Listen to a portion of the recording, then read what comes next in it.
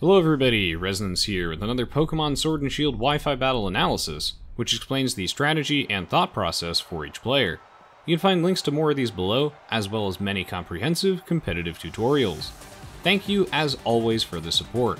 This particular battle is from the pre-Pokemon Home metagame. In this battle, I'll be showcasing one of my very first competitive teams, featuring my prize Boltund, a Specs Heliolisk, and my Alcremie. Let's jump straight into team preview. But before that, please let me know in the comments below what your first competitive teams look like. Were there any Pokemon in particular that you really wanted to try out? Although he took much of Gen 7 off, my opponent is quite the seasoned battler and a childhood friend of mine, so it was really great to get an opportunity to play him again.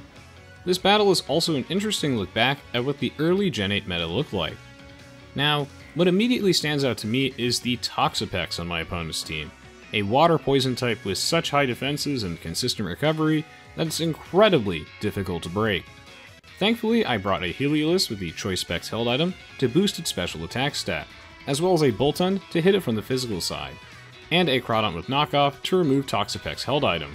So I figured that I had many different ways to break this as long as I played the game extremely carefully. As the early Gen 8 metagame was actually quite offensive, with massive threats like Dracovish, Dragapult, and briefly Galarian Darmanitan tearing teams to shreds, bolstered by, of course, Dugtrio, I opted to bring two Focus Sash users. These are also great answers to Dynamax, which you'll see in some of the future battles, as my opponent requested that we played without Dynamax, just like the old times. So my team has a defensive core of Bronzong, Corviknight, and Alcremie, with a Crawdaunt for speed control and wall breaking, Heliolisk for pivoting, and Boltund for revenge killing. Looking at both teams, my win condition is likely a late game Boltund sweep or Crawdaunt sweep, if I can remove both Flygon and weaken Bronzong. For my opponent, Barraskewda and Flygon are going to be their sweepers, and Togekiss is a big potential win condition too, or it would be if I didn't happen to have two electric types, allowing me to safely trade one for it, and still keep another one in the back safely. The way I saw it, I definitely did not need Bronzong here. I don't think Corviknight is too important, and Boltund is fair game to trade for Togekiss. My most important pieces seem to be Alcremie, as it is my best answer to Flygon. However, my own Alcremie is more invested in special defense, so I needed to make sure that it doesn't take any chip damage early on. To further increase my chances at winning, I want to make sure that my Crawdaunt's Focus Sash, which prevents it from getting KO'd if it's at full HP, remains intact if I can. Knowing that Draining Kiss from Alcremie may not KO Flygon, and you always want to have a plan B. That's what I teach in Ultra Sun Ultra Moon Wi-Fi Battle Analysis number 2.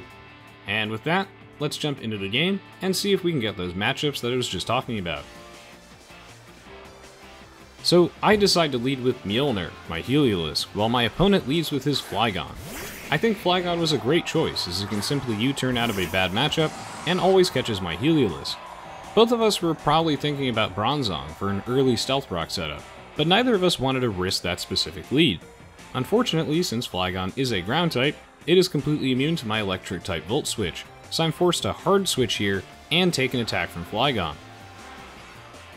After thinking about it for a bit, I decide it makes the most sense to go into Bronzong here. This is also why I didn't initially lead with it, since Bronzong's Levitate ability blocks Flygon's Earthquake. That is indeed what he does go for, so I get the prediction right. Now I'm contemplating whether or not I think I need Stealth Rocks right now, or if I'm just risking getting Fire Punched. I assume he'll just U-turn here, or hard switch, so I go for Stealth Rocks to deal damage to his Pokemon whenever they switch in. Let me know if my analysis has been helpful so far. What I'm thinking about right now is just trying to polish my game plan.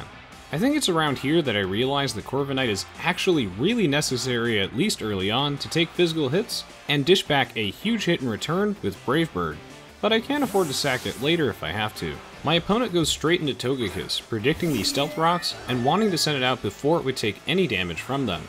He did not U-turn because he was probably not sure yet if I had Rocky Helmet as my held item, which would damage him on contact. I immediately go for Gyro Ball, as my opponent goes straight for Heat Wave, knowing that I didn't have the ability Heat Proof since I've already revealed that I have Levitate. Also, since I have an Alcremie in the back, my opponent can assume that my Bronzong is probably physically defensive and may take a lot from this Heat Wave. I do get burned here, but I get a crit, which is fine, but it does make my Gyro Ball do quite a bit less in general to other targets. This situation forces me to switch out, but unfortunately I don't have a great answer to Togekiss' uniquely threatening offensive type coverage. I'm just wondering whether it's more important to keep Boltund or Crawdaunt for the late game. I also am starting to think that I shouldn't send out Alcremie until Flygon is mostly pinned with few valid allies to switch to, since my Alcremie has great offensive type coverage, but does not take an Earthquake well from Flygon. I'm debating Corviknight, but it might be my best answer to that Barraskewda as long as I'm at or close to full HP, so I don't think I want to use Brave Bird yet, or risk taking a hit in general. I also think that I need Corviknight for Serena whenever that does come out. After much thought, instead of going into Alcremie, I decide to send out Maelstrom, my Boltund instead, to preserve Alcremie's HP. This does break my Focus Sash, but I know that I will live a Heat Wave or any attack that he goes for, and I can always KO him in return with the Thunderfang as long as he stays in, which I think he will. I assume that my opponent will stay in after glancing again at the teams. As while Togekiss is normally a huge threat, I do have 2 electric types on this specific team. I can't afford to trade one here to prevent a sweep from this, and my opponent is likely aware of that. I think me staying in with Boltund was a very decisive play. And so Togekiss goes down to a Thunderfang. The red corner faces a great deal of pressure, and now their Serena is sent out in response. I decide to stay in here and immediately go for Fire Fang, knowing that it won't KO Serena, but that it should do at least 60%. My opponent then stays in and goes straight for a high jump kick, knocking me out and covering a potential switch into Ixotaka, my Bronzong. I decide to trade Boltund here because I realized that with Specs Heliolisk in the back, and provided that as long as I kept Crawdaunt's Focus Sash intact, Boltund had already done its job. In order to have any chance of winning, ideally I'd want to trade Boltund for Togekiss, so that way it doesn't threaten to sweep later or spread status among my team. I do have Aromatherapy though in this Alcremie, just in case. So Boltund faints here, which is expected. I decide to go out into Barnum, my Corviknight, as high jump kick should be close to a 3-hit KO, and I know that I can knock it out with a Brave Bird. Serena is faster than me though, so I will take a decent chunk from high jump kick first, but with my Citrus Berry held item, which triggers at 50% HP or below, I know I'll still be able to tank hits quite nicely.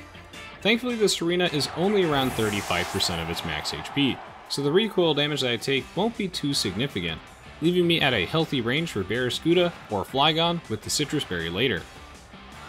My opponent contemplates his next switch carefully, and opts to go into Barraskewda, known as one of the fastest Pokemon in Sword and Shield. Here I'm considering all sorts of options. Would my opponent mind if I start doing damage calcs on my phone while in person and playing on a 20-minute timer? Obviously yes, but from my preliminary testing, I know I live this. And most importantly, I am 99% sure that this Brave Bird is a guaranteed clean KO. He goes straight for Liquidation, which does crit me, but I really don't mind. It's part of the game, and compared to the Heat Wave, this shouldn't matter that much. Thankfully, I do have the Citrus Berry held item to heal me for 25% of my maximum HP, so that way when I go for Brave Bird here, I will survive the recoil with just enough HP to at least live another attack. Not that I should need to though. What shocks me the most is that he actually lives with almost no HP. This does force me to unfortunately stay in and take an expected Aqua Jet, knowing that their Barraskewda will faint from its own Life Orb held item recoil. I could have gone out into Heliolisk, but opted not to, knowing that Barraskewda is both faster, and also that if I recall correctly, I believe Life Orb only causes damage to the user to lose 10% of their max HP if their attack successfully lands. This specific Heliolisk, I bred like 3 of them, has the ability Dry Skin and is therefore immune to water type attacks, which would make Aqua Jet fail. With Barraskewda fainted, I figure now is probably a safe time to go into my own Heliolisk as a solid neutral mid-ground play, but I decide instead to go into Bronzong, predicting my opponent to pick Flygon again, as it does block Heliolisk entirely.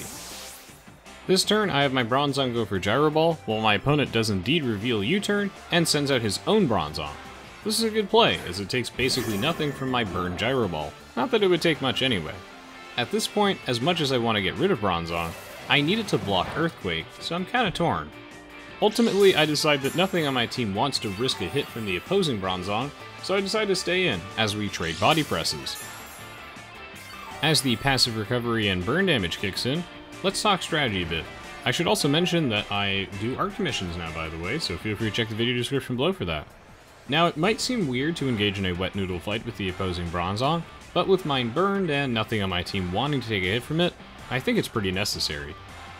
I figure that there's always a chance that my opponent goes for Gyro Ball, and deals a ton of unexpected damage to Alcremie, which, as we went over earlier, I think I need it as healthy as possible to take on Flygon later, and that if I did decide to go Necrodon instead, then it would break my valuable Focus Sash and probably almost KO me.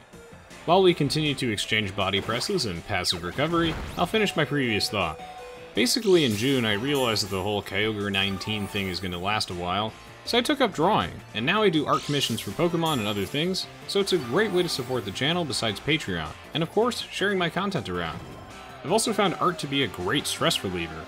I never thought I'd be able to draw anything at all, to be honest, so seeing the progress which I've been posting on Twitter, and all the kind words of support from everyone has turned this year from a total dumpster fire into something extremely wholesome for me, so seriously, thank you so much. I've also been streaming a lot of Sword and Shield lately as the Isle of Armor. While the story portion was underwhelming to say the least, I do quite like the fresh new metagame. If you've picked up a new hobby this year, feel free to let me know in the comments below too. Well, now you probably understand why I caught and bred this Bronzong in a timer ball. It takes a while sometimes. So with my Bronzong finally fainted, and a little bit of chip damage on the opposing Bronzong, I contemplate going straight for the knockoff or Swords Dance. I don't have Crabhammer on this set yet, purely due to time constraints, but that doesn't turn out to be an issue. I end up going for knockoff here, because of my adaptability ability, it boosts the damage of my attacks that are the same type as the user, and also knockoff does double damage if they have a held item, which he does as we've seen the Leftovers proc. I figured the Bronzong would probably get KO'd, and it does. This series of plays puts me in the best possible position to win the game, by taking strategic trades, planning my own switches carefully, and understanding my win conditions as well as my opponent's. I have successfully preserved the Focus Sash of my Crawdon to deal with my opponent's Barraskewda or Flygon in the endgame. I've also made sure to keep my own Alcremie Lemurus at 100% HP, so that way it can finally confront Flygon in the late game, once my opponent is out of viable options to pivot into. Now that I've finally forced this matchup, I'm in a very commanding position. It's unfortunate, but this game I don't think I'll get an opportunity to properly use Helios. But if you've been following my channel for a while, I have plenty of battles featuring it. I think they date all the way back to Gen 6. And so, predicting the Outrage or Dragonclaw from Flygon, I switch my Crawdon out into Lemurus, which is a Fairy type and therefore immune to Dragon type attacks. This good prediction definitely caught my opponent off guard, as now I have him cornered. Will my opponent trade hits or switch out? Given that I've carefully preserved my own HP, it seems that a switch is quite likely. My opponent is forced to withdraw into his last Pokemon, which is Toxapex. This is a good play, of course, predicting the obvious Fairy-type move. However, on the following turn, I reveal that I have Psychic, specifically as a tech for Pokemon exactly like Toxapex. For anyone not super familiar with the Pokemon metagame, it's actually very uncommon for Toxapex to carry a Poison-type attacking move, which would be super effective against Fairy. And instead they often run some variation of the moves Scald, Knockoff, Toxic, Toxic Spikes, Baneful Bunker, and or Recover, and Haze. Knowing this, I'm pretty safe to stay in and take this Scald extremely well. I should note though that my Alcremie set is definitely not standard either. So now I go for Psychic again, as my opponent reveals that he has Baneful Bunker, completely negating my attack and giving him more residual recovery. But it doesn't poison me because Psychic doesn't make direct contact.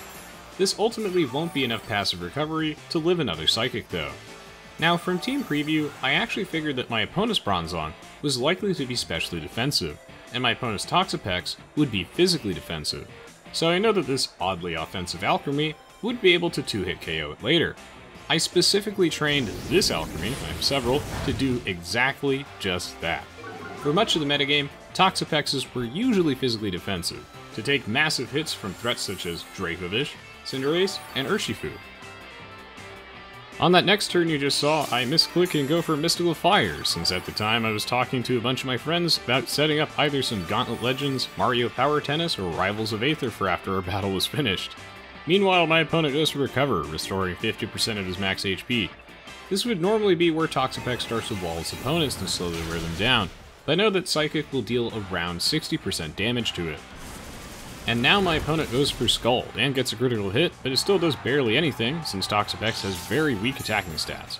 But the high burn chance from Scald, combined with its many moves that can poison you, and it possibly carrying the move Knockoff, can make it quite the difficult wall to break. They also often carry Haze, so you can't boost your stats against it, and set up. I then get the 2-hit KO with Psychic, finally ending the Great Wall of Toxapex. There's no better way to celebrate my birthday, which should be about today when this is finished, by knocking out a Toxapex with an offensive Alcremie. Good stuff. The red corner stands with their backs up against the wall. The last Pokemon from their team will take the field. My opponent's remaining Pokemon is Flygon, a matchup that I forced earlier with Alcremie. Even if things did go south, and I assumed that Flygon would live this Draining Kiss, I still kept my Sash Prodon in the back to seal the deal. Flygon then goes for Earthquake, dealing massive damage to me, while I go for Draining Kiss, almost knocking it out. Thankfully, the secondary healing effect from Draining Kiss grants me just enough healing to live the next Earthquake. This helps offset the lower base power compared to running a move like Dazzling Gleam. Now on the following turn, my opponent goes for Earthquake, while I finish off his Flygon with a final Draining Kiss. Flygon faints, and the match is now over. It's a pretty clean victory for the blue corner. GG well played to my opponent, and overall, a fun match of Pokemon Sword and Shield. At the time of this match, the metagame was not fully established, and while everyone knew that Pokemon like Toxapex and Dragapult were going to be staples, people were still heavily experimenting with all sorts of Pokemon. It's really interesting to see Serena here, as I also ended up breeding I think 4 or 5 of them, as before the Isle of Armor, Pokemon Sword and Shield oddly lacked strong grass types, besides maybe Roserade. I also thought that its unique ability, Queenly Majesty, which blocks priority moves, would be quite a useful tech someday. Serena has been a pretty useful member of many of my early teams. While I do mostly play OU and UU with viewers, I always try to bring creative teams anyway, to keep it interesting, and always learn something new. Everyone at the time knew just how broken Galarian Darmanitan was, but meanwhile, I was looking at Pokemon like Crawdaunt as underrated meta threats, looking for potential applications for Serena, trying to gauge just how good Boltund could be, and using it anyway even if it turned out not to be, and finding new ways to annoy my opponents with Sandaconda. Expect a lot of genuinely interesting teams from me from across the entire metagame of Gen 8, and in all of my prior videos. If you enjoyed this video, then I highly recommend checking out my Wi-Fi Battle Analysis series for Gen 7 as well, as not only are each of those battles amazing, but the team building and strategy concepts that I teach are still very relevant in the current generation. The same goes for my team building tutorial, as thankfully teams are commonly built in a similar style, and I only use Pokemon already confirmed in the Galar Pokedex. Future battles in the series will feature a wide variety of opponents, as well as a few friendly rivals. I really hope that everyone enjoyed this Wi-Fi battle analysis. If you found it useful, then please do let me know in the comments below, and consider sharing it around. It really helps the channel to leave a like and a comment. Plus, I'm always interested in your feedback and hearing what types of videos that you'd like to see from me next. In addition, please leave a comment telling me more about what Pokemon you really wanted to try first in Gen 8 Competitive. For me, it was Boltund. And so, there's plenty more Pokemon on the way, as well as content for a wide variety of Nintendo and indie games that I think you might also like, as well as more game retrospectives. You can find links to more Wi-Fi battles in the video description below and at the end of the video, as well as some Showdown lives. There are also plenty of Pokemon tutorials on my channel, more to come, and as always, your support means a lot to me. Thank you so much for watching, and I'll see you all next time. GG well played.